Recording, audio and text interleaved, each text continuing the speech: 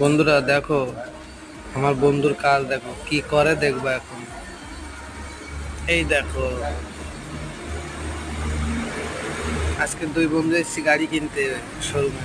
ও নিল পালসার, আমি নিলাম বুলেট। এই যে শোরুম দেখা যাচ্ছে, এটা হচ্ছে বড় আনার শোরুম। আর এই যে গাড়িটা, এই গাড়িটা আমি নিয়েছি।